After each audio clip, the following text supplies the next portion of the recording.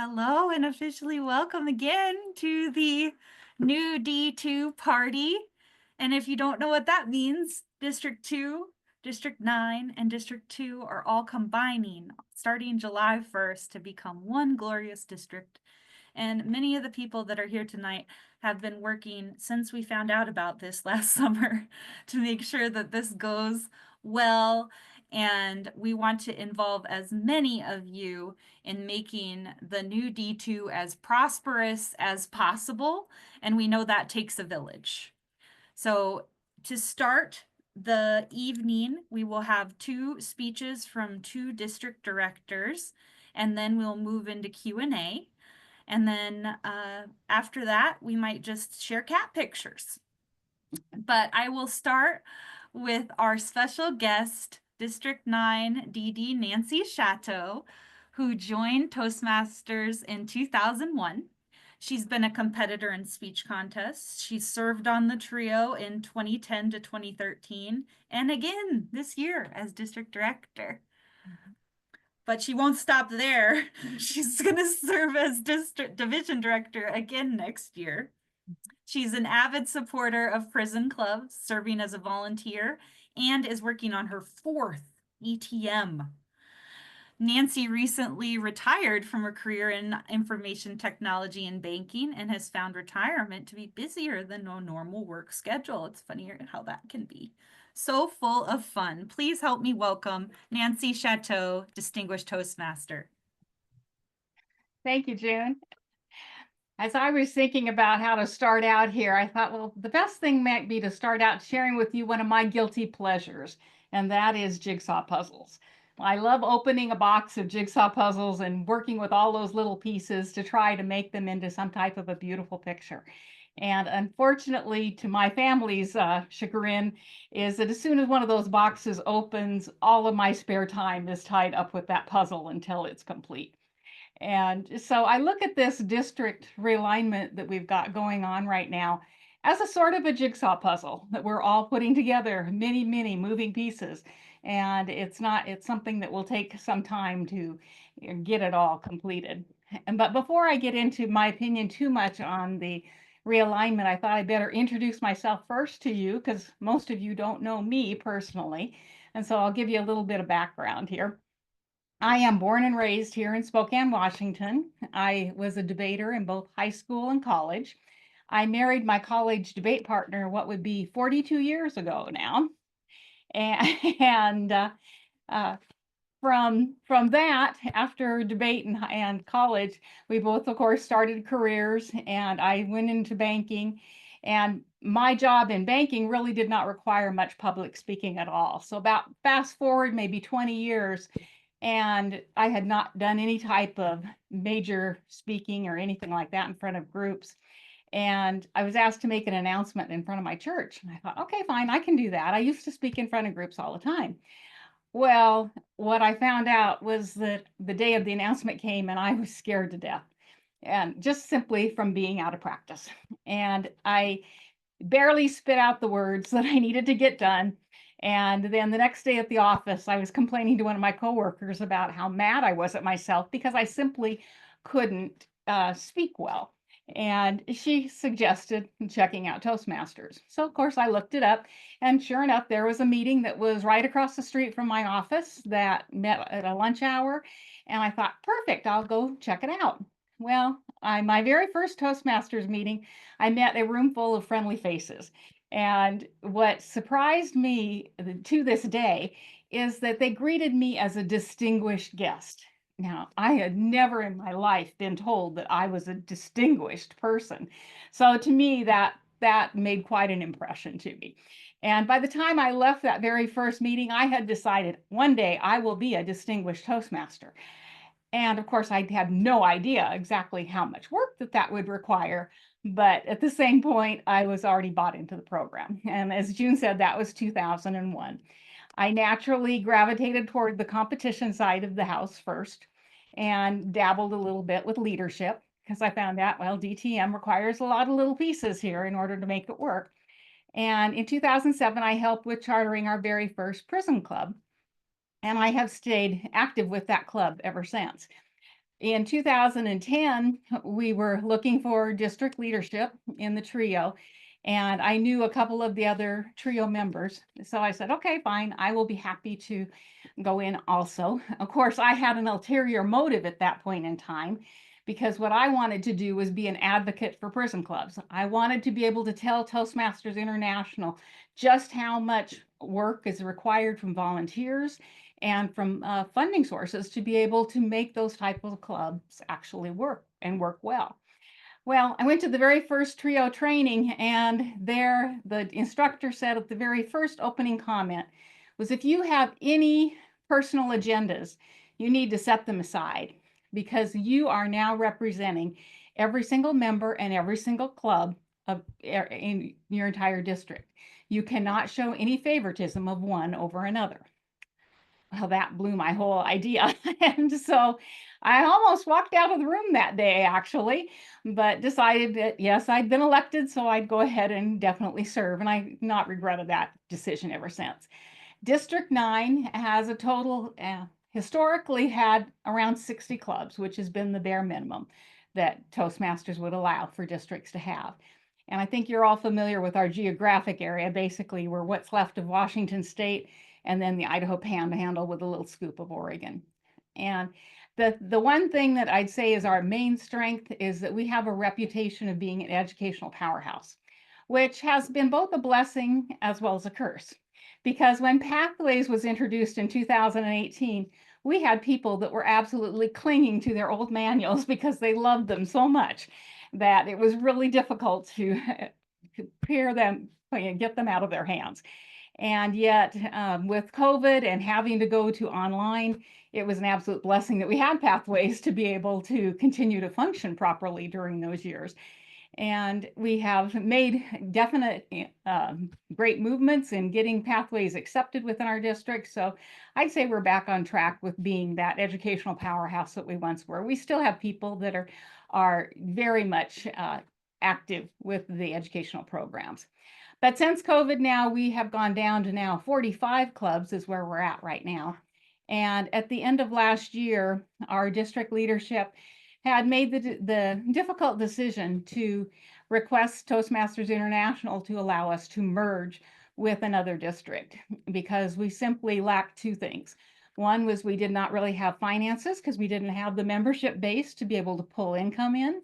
And second of all was our leadership levels, that we had many people who had already served in roles that were doing it again and again and again, and they were simply getting burned out. And the only way that we could even put a trio together this year was to have 3 past district directors come in as the trio. And we came in with the express internal decision that we were this year successfully transitioning our clubs from District 9 to another district at year end. So we knew coming into this year that this was what the year would look like. Now, imagine our surprise when we went to the August convention and found out that Toastmasters had done some of their research on their own and had determined that districts with less than 100 clubs are not financially sustainable, which is exactly what we've been telling them for years. And so we had been selected as one of the 2 pilots to be able to do this. I'm here at this point, I'm preaching to the choir because you are all familiar with this whole process now. And all of the transition team meetings we've had with talking about alignment and slate of district leaders. I think one thing that was to me a wonderful surprise was attending mid-year training and having the opportunity to meet in person with the trios for District 2 and District 32, so that we could really start hammering out some of those details. And I think what we learned in those conversations was that it's very important for us to be transparent in this family, to be able to share our weaknesses, share our challenges with this new union, because that is the one way that we are going to succeed, by being able to all be honest with one another and be able to recognize what it is that we bring here in terms of everything. As far as District 2, June's talked about some of the resources that you have there. And it is so amazing to have her talk about the wealth of resources that you've got when it comes to the amazing groups that you have. She talks about committees, and I'm like, oh my gosh, I have one person that would serve as 3 committees in District 9 for doing that. So I appreciate that you've got the budgets, you've got teams of committees. Melissa has shared about the strategic thinking that you've been doing in District 32 and planning ahead. We have been more in a survival mode, so we have not had the opportunity to really be thinking strategically. So I love to have all of those thoughts coming through. When I think of the one document that Toastmasters has, a Toastmaster wears many hats. In District 9, we have taken that to an unhealthy extreme because we've had people that just carry too much of the burden of the load. This whole idea of moving from 45 clubs to nearly 200 is going to be a huge culture shift for all of us. And July 1st, in my mind, is just the beginning of this merger. It's not the end point. We are all going to need to be embracing the change and finding ways to better support one another. And this is an opportunity for all of us to deepen that bench of leadership and infuse our district with brand new resources that are going to benefit us all. Our clubs are going to continue to thrive independently with those added levels of support. And I'm just seeing this jigsaw puzzle coming together beautifully. So I'm excited about the changes that are coming. Thank you, Nancy. And we'll definitely be calling on you soon when we have questions and Q&A. And please do lean into Nancy for her wealth of knowledge and resources, not just on District 9, but just on Toastmasters in general. So thank you for being here, Nancy. Okay. Next, we have District 32's District Director, Melissa Jean, Distinguished Toastmaster, began her journey in 2014 when she became an Untwisted Tongues Toastmasters Club member. Say that 4 times fast. Little did she know, in the leadership and speaking confidence she gained through Toastmasters would lead her through a labyrinth of previously unimaginable speaking opportunities. Like many Alaskans, Melissa enjoys spending time outdoors, exploring the trails, and viewing wildlife. Thank you so much for being here, and welcome, Melissa Jean. Thank you for that beautiful introduction. And oh my gosh, Nancy, you are a hard act to follow. That was amazing. I learned all kinds of new things about you. This evening, I'm going to talk about the importance of all of us taking one good step, considering the possibilities, and remember that progress is the key, not perfection. And first of all, before I start any of that, if we could unspotlight me and unmute everyone, I want us to celebrate D2's new birthday is going to be July 1, 2025. Woo! Isn't that exciting? We all have a collective birth date now, July 1, 2025. I am so excited. I don't know who the grammarian is. I am so excited about our joint adventure, and it is absolutely going to be a joint adventure. In 2024, when Dallas CV won the Iditarod, the interviewer was there with a mic right in his face immediately as soon as he crossed the Burled Arch and Nome and asked, "How did you do it? How did you get here to be first?" Dallas CV very calmly said, "It takes one good step at a time." Ladies and gentlemen, that's exactly how progress happens. One good step at a time. If you think about it, when you started Toastmasters, you probably didn't envision reaching the point you are now. However, one good step at a time got you to where you are now. When I started, if someone had said, "I see in my crystal ball, Melissa, that you're going to be district director in 10 years," I would have said, "Oh, you're off your rocker. That's not me." However, the courage and confidence that I've gained as a result of being a Toastmaster has helped me transition into being a successful Toastmaster member, and I would say also district director. So when you start to think about your own progress, and maybe you might have a little angst about the merger, realize that it takes one good step for all of us to come together to form a beautiful, larger family where we can all make exponential progress together. Whether you realize it or not, each one of you here tonight is adding a little bit of who I will be tomorrow. And I would say the same is for you. Everyone that you're interacting and seeing on the screen today is helping you to become the person you are or will be tomorrow. It takes one good step. And sometimes when it feels like you can't even do one good step, just knowing that one good step is happening is really going to be very helpful and allowing us to successfully move through the transition that we're all experiencing. And my second point is to think about the possibilities. We often think, oh, that's not going to work. I'm not ready for that. No, ask me next year. Call back next year. Because I have this and this and this and this and this. And no, I'm not ready. You know what happens when we do that? We put a pause on our destiny.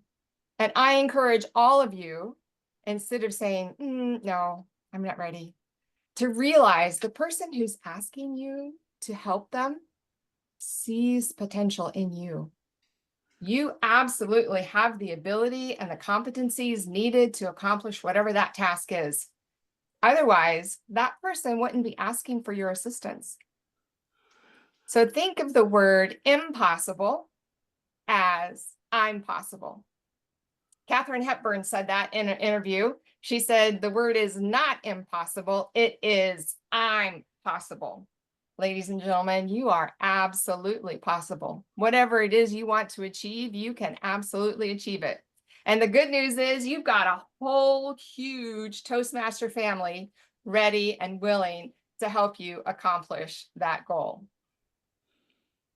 And the third thing I want to talk about this evening is progress versus perfection. And perfection is possibly one reason why we say that's impossible, because we want everything to be perfect, or we want most things to be perfect.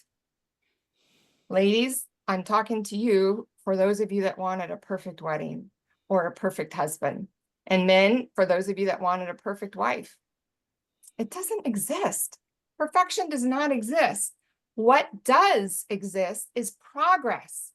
Progress. And thankfully, Toastmasters is a supportive, positive learning environment in which each and absolutely every member has an opportunity to make progress in their leadership, project management, and communication skills. Progress. That's what it's all about. Those of you that got to attend District 32's DECM on Saturday, you saw lots of opportunities where I made mistakes, or missteps, as I like to call them. It was, however, a wonderful opportunity for me to make progress, hosting and managing such a large meeting with so many attendees. It's really important to realize that things happen one good step at a time, that everything, absolutely everything is possible, and that we are working on focusing on our progress versus perfection. When I was looking for my Mr. Wonderful, I called him Mr. Wonderful because many times people say they're looking for Mr. Right or Mr. Perfect. And as I said, Mr. Perfect doesn't exist. I did find my Mr. Wonderful, thank goodness, about 20 years ago at a single mingle event at a pet store. Can you imagine that? At the time I didn't like dogs, really. I didn't even want them looking at me, is how much I didn't like them. I got to the event. It was Valentine's Day, of course. I got to the event. There was nobody there. I thought, oh my gosh, Melissa, what the heck are you doing here? I said, well, I'm here to find my Mr. Wonderful. After an hour of talking to people with a bunch of dogs that I didn't like, I said, okay, that's it. I'm done. I'm leaving. As I was exiting the business, at the end of the aisle was the biggest dog I had ever seen in my entire life, and his owner. I asked him all the usual questions. How much does he weigh? What kind of a dog is he? How much does he eat? Blah, blah, blah, blah. And I said, well, how do you exercise your dog? Oh, I just throw toys in the backyard for him. I said, if you'd like to join me with a hiking group, and gave him all the information. 2 weeks later, Mr. Wonderful and his amazingly huge dog showed up at a hiking group. And as they say, the rest is history. And when you think, oh, I've got a big dog, ladies and gentlemen, you don't have a big dog. This dog was 5 feet long, nose to tail, and weighed 180 pounds. Exactly. Exactly. I see some heads nodding. When we shaved him in the summertime, he lost 10 pounds. That's how much hair he had.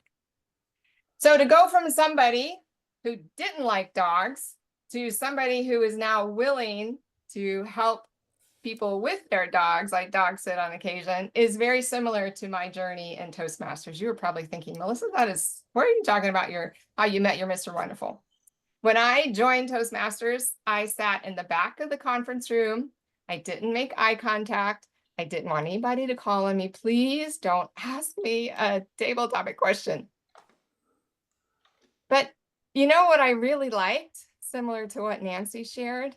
I really liked how the meeting felt like home. And it was an hour of my day that I could escape the stress of work. I also work in banking, but in information security. So I continued to go to that Toastmasters meeting. And in May of 2014, I joined Untwisted Tongues. And as I've shared, little did I know that when I joined, I would be serving as District 32 Director. And never in my life did I imagine that I would get to meet and interact with so many beautiful people. I am absolutely looking forward to the opportunity of getting to meet all of you in person through in-person events, online. I love both in-person and online events, and it's truly an honor to get to be a part of this transition and help District 2 become the best it is destined to be. Thank you for the opportunity to share this with you this evening.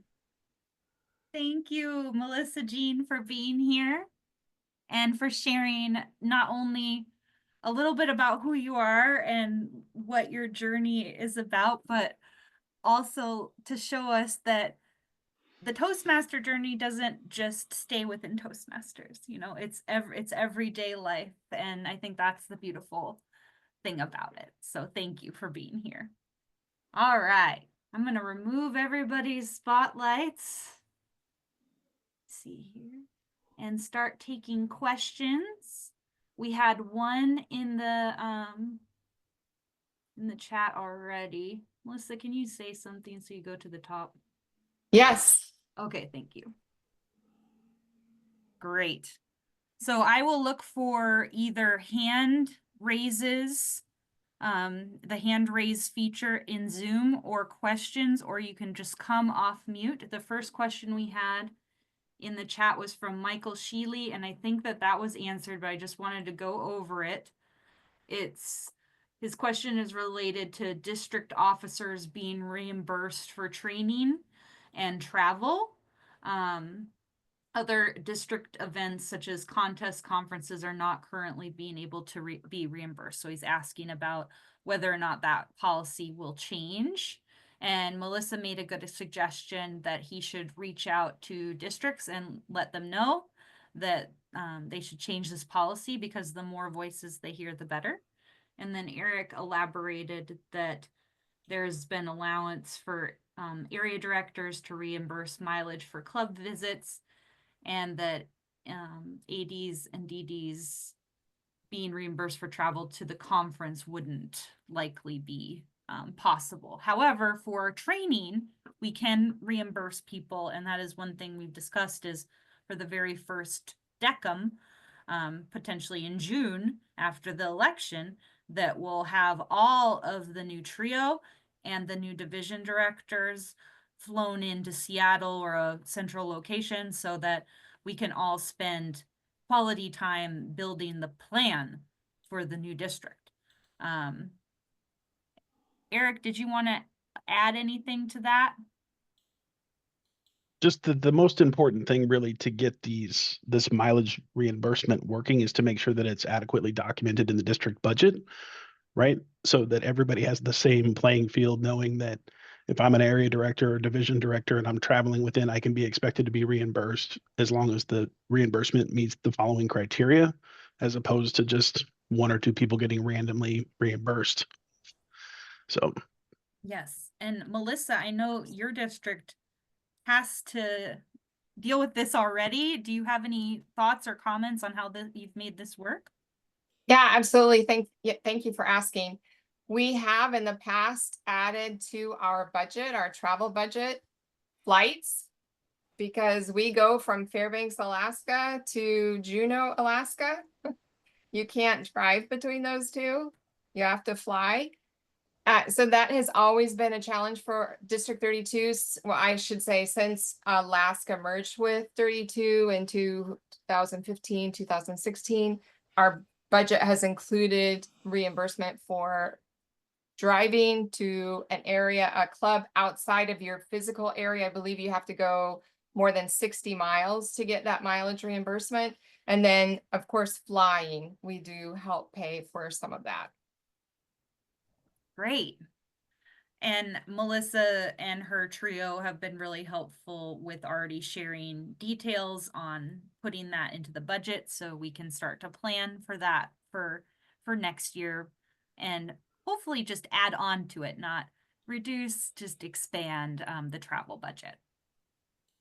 Any other thoughts on this question related to travel, or should we move to the next question? Oh, Angela. Certainly. So I know in the past for District 32, when I was district director in 2015, 2016, some of the things that we explored is when Alaska used to be part of a territorial council is continuing some of the abilities of where possible of scholarshiping members that are going to compete at competitions of pooling resources. So it's been a matter of whether we would try to pay for somebody's hotel, for travel. A lot of us in Alaska use Alaska Airlines. So we have the ability to do companion airfare or donate miles. And there's a slew of other methodologies that we've used in the past to help reimburse folks. I would highly encourage people to think about those methodologies and don't be afraid to ask for a hand out or hand up.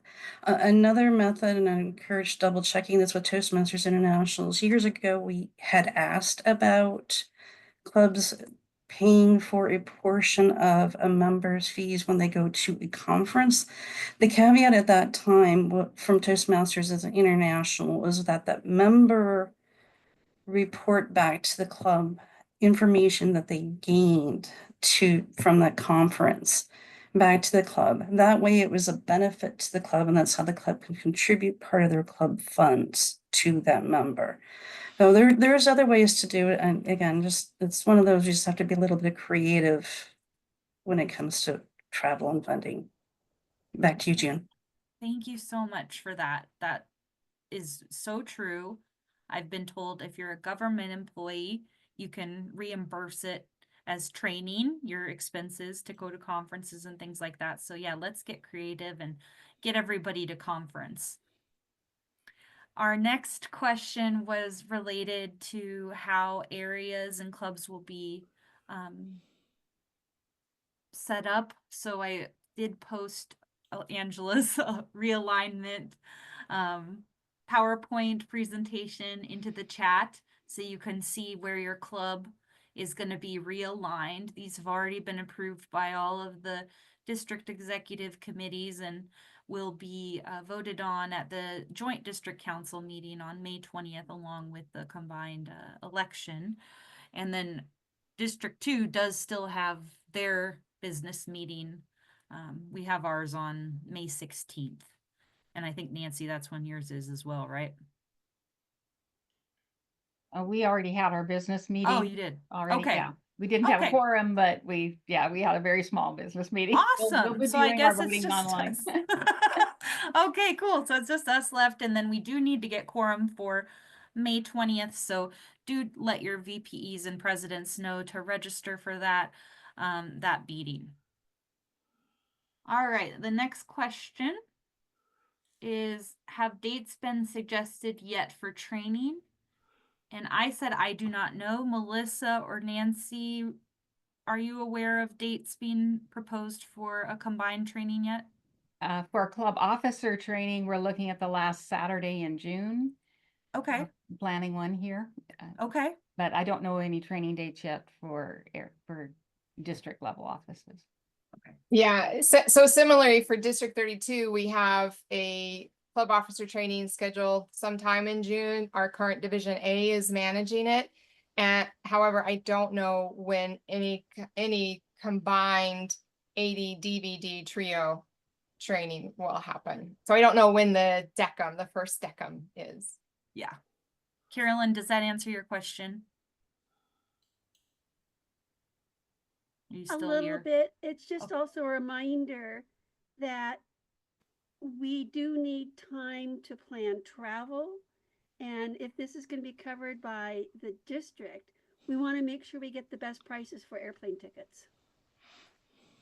Do you mind reaching out to Anu and getting the ball rolling on that? Because I know she wants to schedule it. It's just she's kind of doing this conference thing. I can do that. She could use some help. June, this is Kent. Hi. At your suggestion, I had contacted Nancy about a meet and greet, and we're going to do it at the same training that she just discussed at the end of the month. So Cool. Where is that? Can you share the details? in Spokane. Yeah, I can share it in Spokane. And Okay, I'll awesome. coordinate that. And we would like obviously to invite the new district director, the key three, to come to that in Spokane. August 28th, is that correct, Nancy?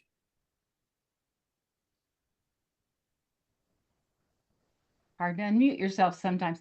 No, it's not August, it's June. I'm sorry, June 28th, yes. June 28th. Okay, I think, yeah, if you can send that as a save the date Okay. to Anu, just so that she can put it on her district calendar, her new district calendar, that'd be great. And one more editorial comment. It'll take a minute or two, June, but trust me.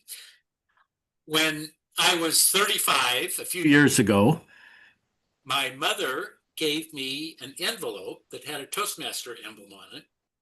And I opened it, and inside was a book, Nancy, a CTM book. And that book belonged to my father. I had no idea he had joined Toastmasters. He joined Toastmasters in Coeur d'Alene on December 5th, 1953. Mm-hmm. And at that time, his club was in District 2. So what goes around comes around. We're back to being in District 2. Thank you, Kent. I always trust you. All right. Next up, is there a plan to have the outgoing DD from each district be a part of the leadership transition? I would have put like a swear in there, but I said absolutely. Nancy, Melissa, did I speak too soon? No, you're right.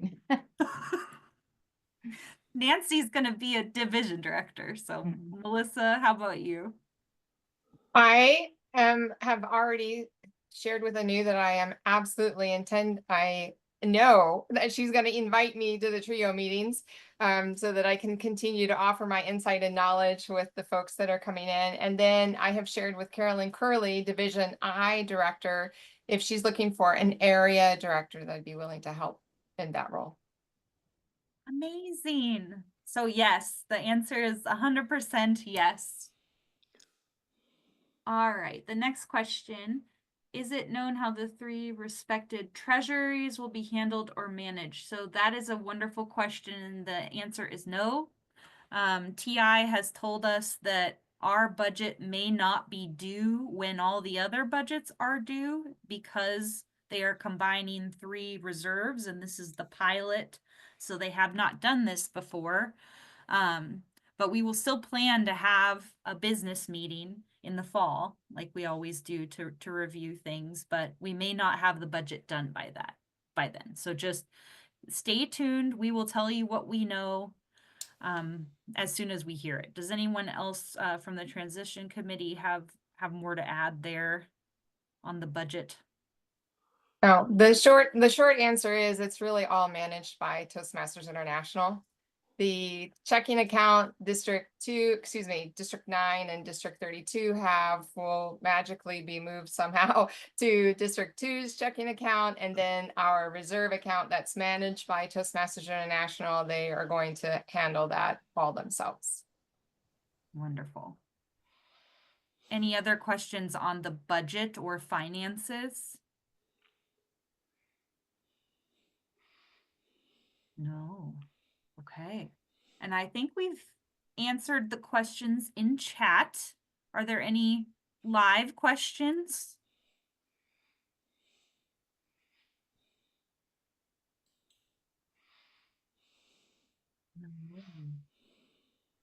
I have a question, Oh. kind of minor, June. Hi. Yeah, wonderful. Hi, Lindy. In attending as presidents and VPEs, if only one of you can attend, does the one who can attend get 2 votes, or how does that work? That is how it works, correct. If you are the only one in attendance, you carry both votes. There are no proxies. Melissa? One thing I'd like to remind folks is we often are presidents and VPEs, club officers in multiple clubs. So if you serve as a president or VPE in 2 clubs, make sure you're coordinating with your other club who's joining the business meeting to vote, because I'm a member of 3 clubs. I'm a president and VPE.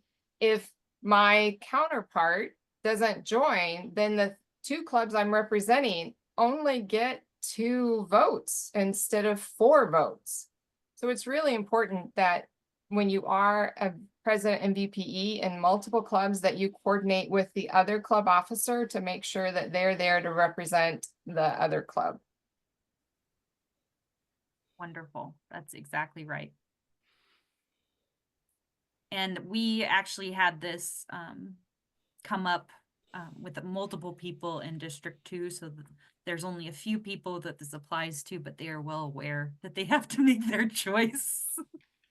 And then another point on the credit that came up was if you are a low member club, so under eight members, you do have to become eligible. So have 8 or more paid members to be eligible to vote. And the way it'll work for our business meeting is just as long as your club becomes in good standing by our deadline to register, which is 2 days before, you will carry those votes. So be sure to check and make sure that your club is in good standing as well. Palmer Toastmasters.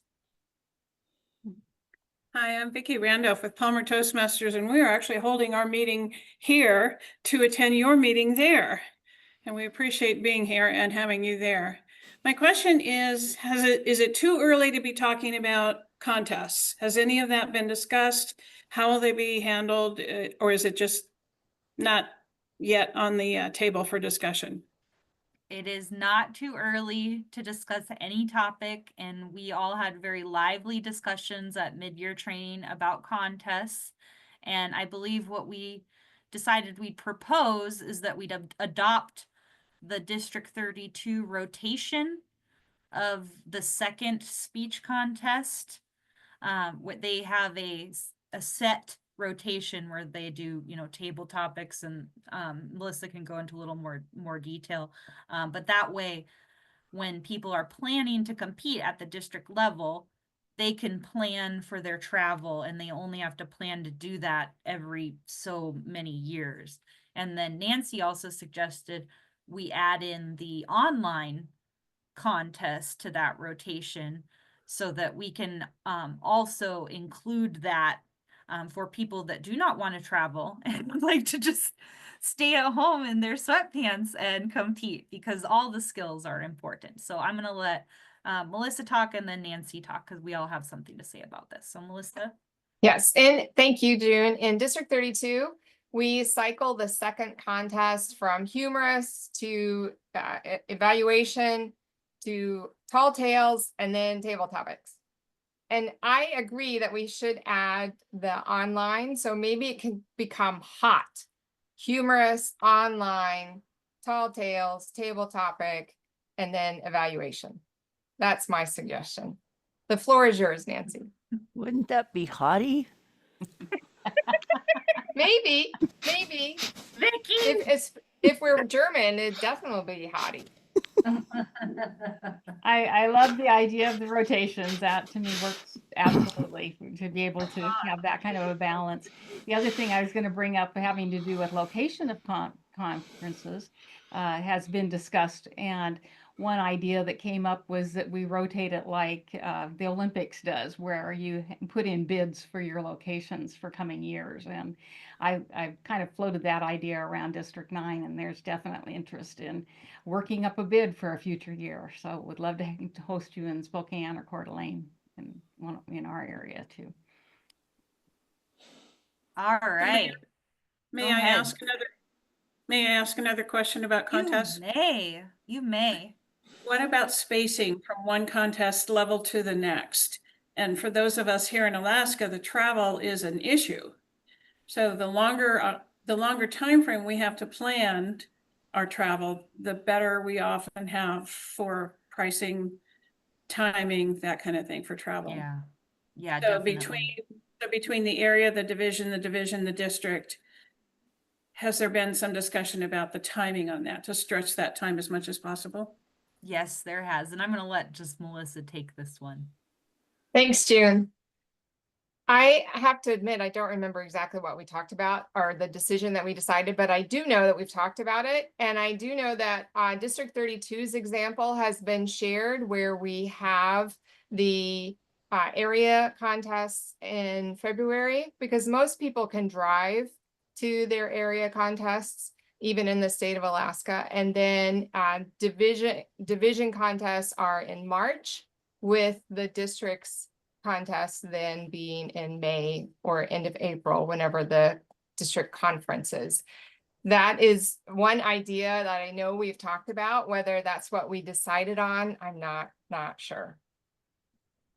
Thank you, Melissa. I think this was one of the things that we provided our recommendations for, but was not a set in stone answer.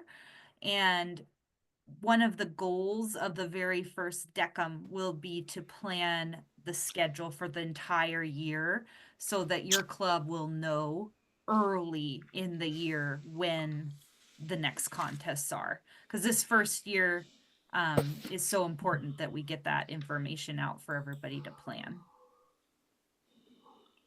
Are there any other pieces of information on the contest schedule or discussions there? Vicky, you got anything for us?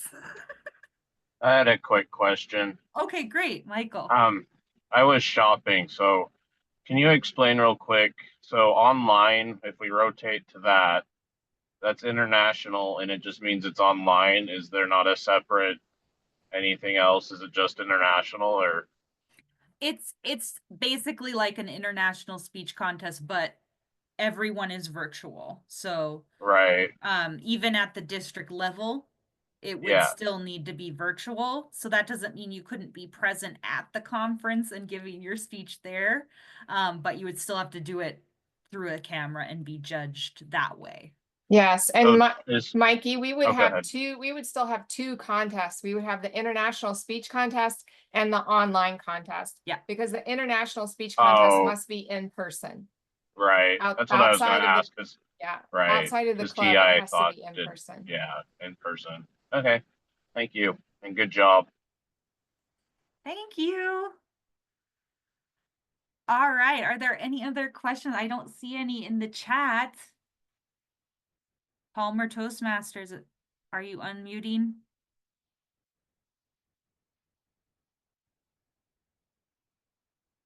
Yes. So yeah, it would Yes. be every 5 years that we would rotate each contest. And it would be sort of like the Olympics, where each year at the conference we'd have different committees trying to get people to vote on their bid at the district council meeting, you know. Which one's gonna win for next year? So Palmer Toastmasters here again. Sorry for the questions. When I think about conferences and the big vast difference between each end of our newly formed district, it would be really helpful, I think, for us to be planning 2 years out, not just Yeah. 1 year out, and not relying on the incoming team to have to make those decisions. So my thought would be to have a conference committee in the year prior, actually setting up the event for the year to come. But I would also encourage that you create some kind of a hospitality committee so that those of us that need to travel maybe could share, come and house with a Toastmaster in the area. And that would cut down on some of the travel expenses for those that are coming into travel. Thank you. So June, if I might just make a comment for Yes. Palmer Toastmasters. Yes. District 2 used to plan a year in advance for the next year's conference. We kind of got out of that habit when COVID happened. So there are a lot of folks in District 2 that have that experience that could advise.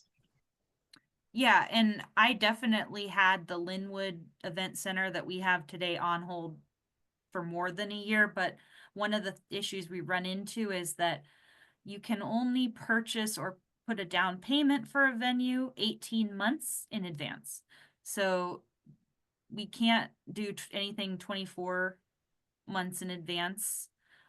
18 would be the soonest, but I think that's what the idea was presented with these bids, is that the person doing the bid is the committee chair, and they have their team built, and they can put a venue on hold without any money so that they can promote that as an option.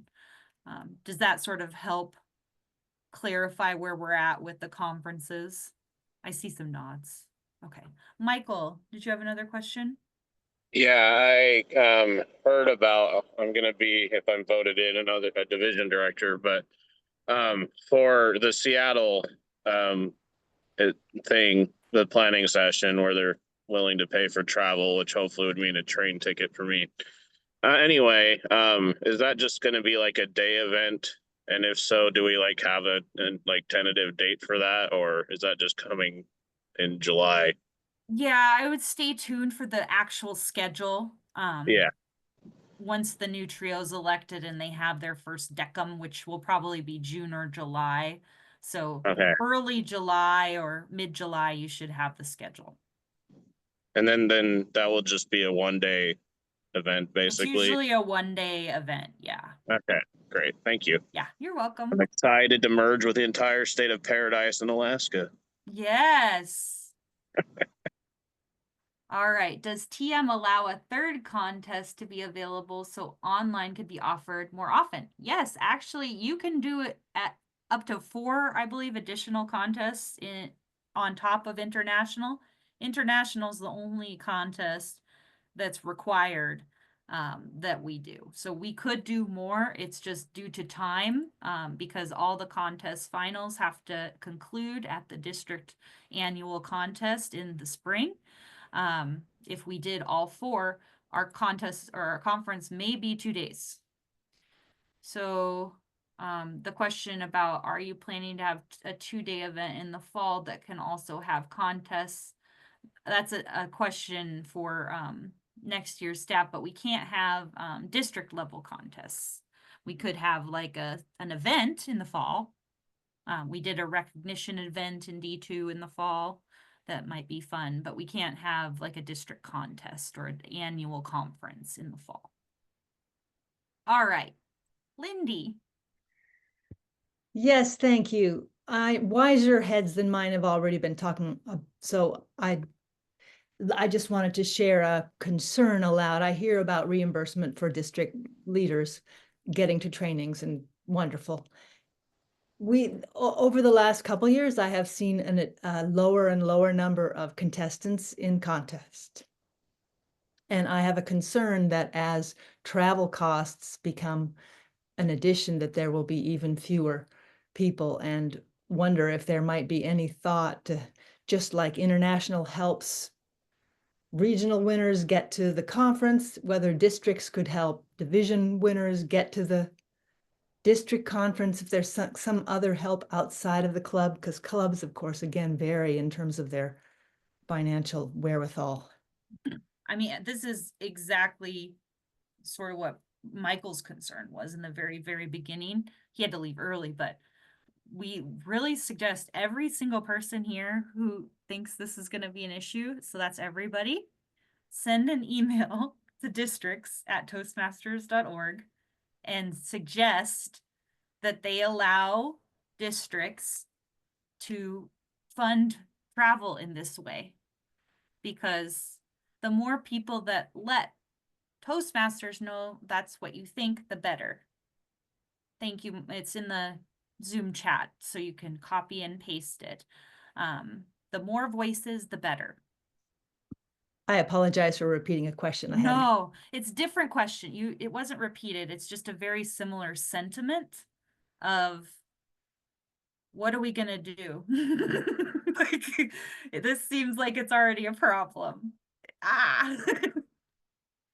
Melissa. Yeah, and it's really, so it's really a decision that Toastmasters International has made, not the district.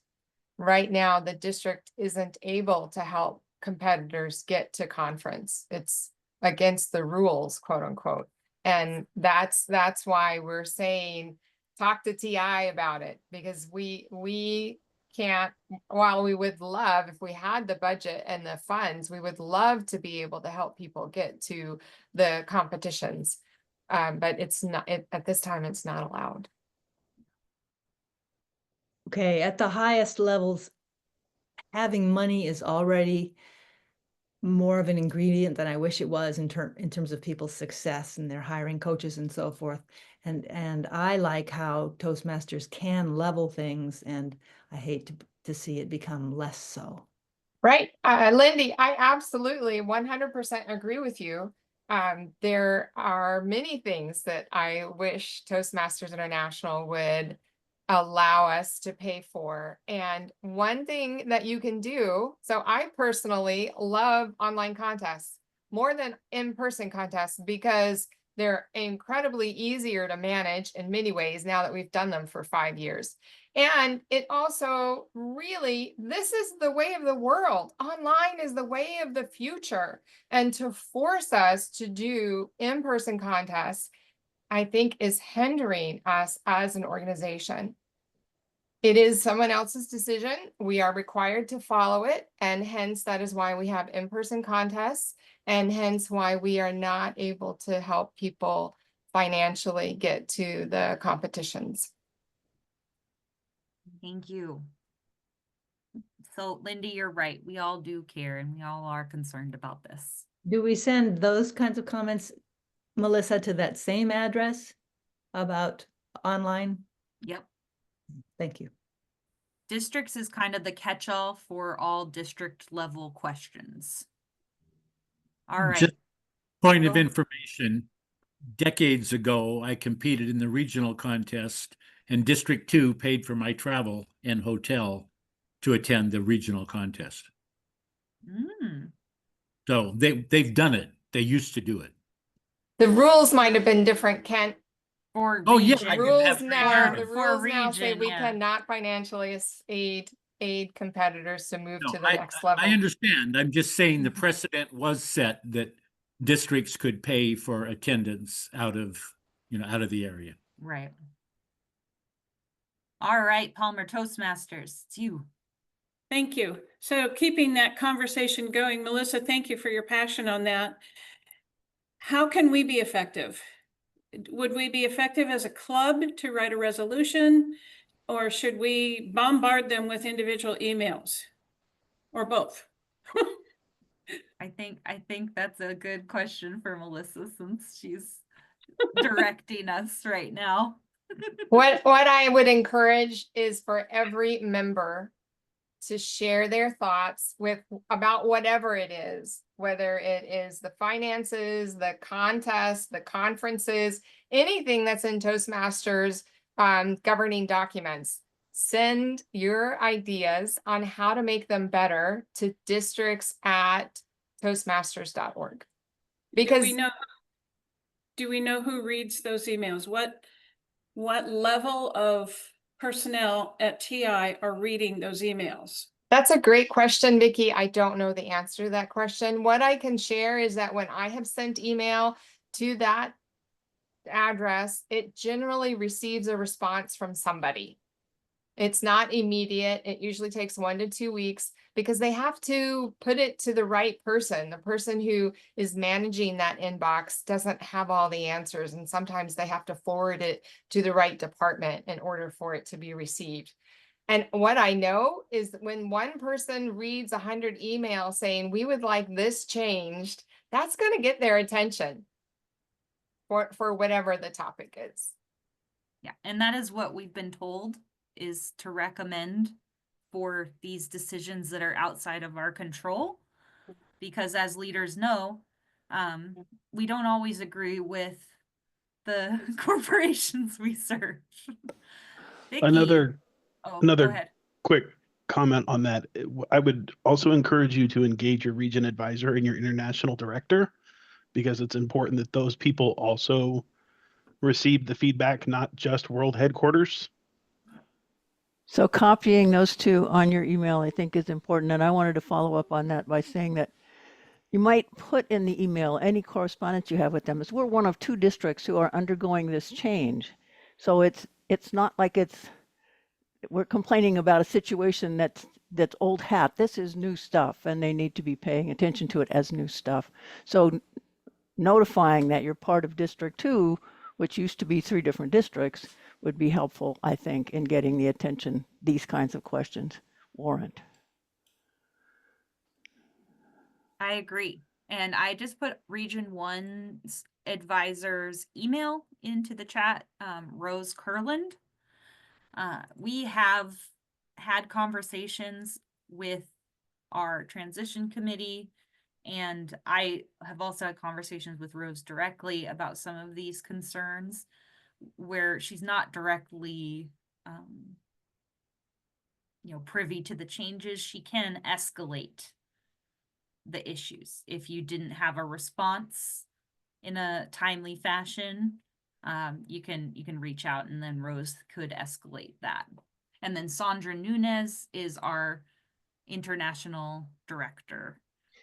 I think you need to include Brad in that too, since he's the Region 1 advisor for one of the other 2 districts. Yeah, I think. if you can put that in the chat, that would be great. Yeah. I think Let me see right if I can now, find it. though, Melissa and Nancy just got added to our group.